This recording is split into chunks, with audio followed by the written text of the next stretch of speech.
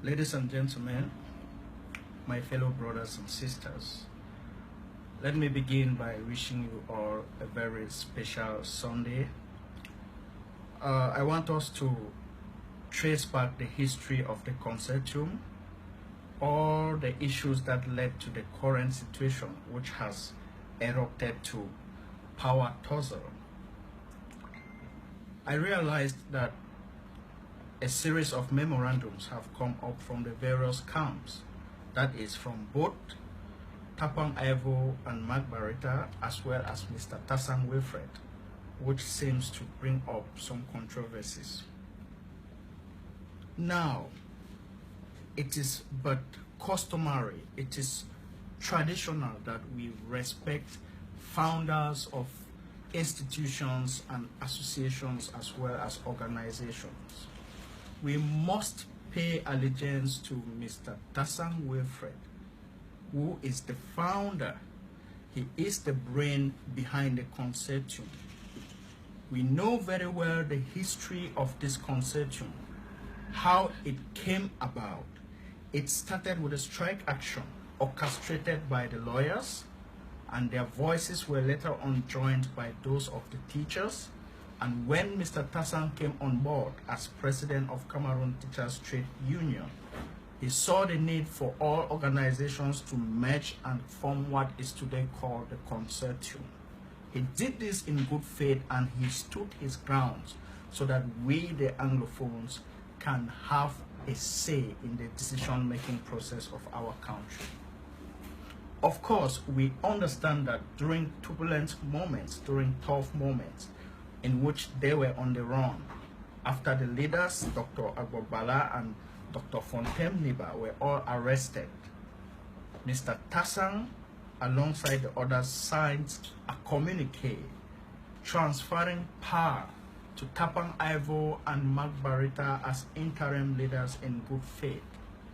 So, these two noble gentlemen, these two noble heroes have served us with all integrity. They have dedicated their lives to this cause. We appreciate, we acknowledge, and we stand by them in all ramifications. Now, I want to remind you of something. Mr. Tassang Wilfred did not surface from nowhere to ask for power. Besides, Mr. Tassang Wilfred has not owned up as the president of the consortium. He maintains his position as the program's coordinator of the consortium. Mr. Tassang has sacrificed a lot, which we all know. We can read him from his achievements. We can be able to evaluate his credibility from what he has done so far. You realize with me, you will accept with me that he had to take a government committee from Yaoundé to Bamenda twice just to meet him and talk with him so he could call off the strike action. Did he in any way fail us as our leader back then? He did his best to protect our interests. He was offered money. He was offered a position. He turned it down. He was able to mobilize other organizations to join him from the consortium. So today, I find it as bad faith for us to think that Mr. Tassang has another agenda.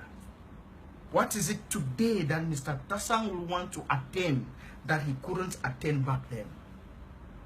Please, we must pay allegiance to those who deserve allegiance. We must pay respect to those who deserve respect.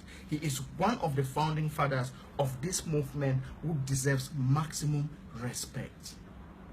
He has not in any way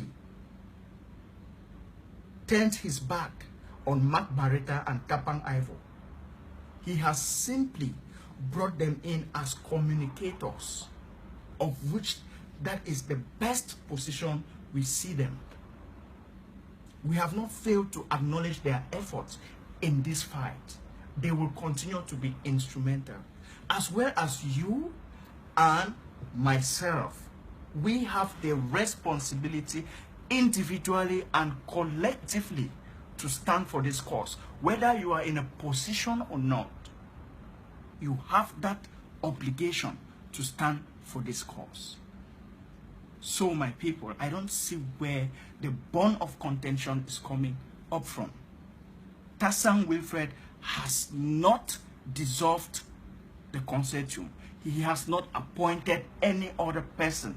He has simply come up with a committee of the leaders, the founding fathers, who have decided to take back the consortium on grounds that they are now able to act.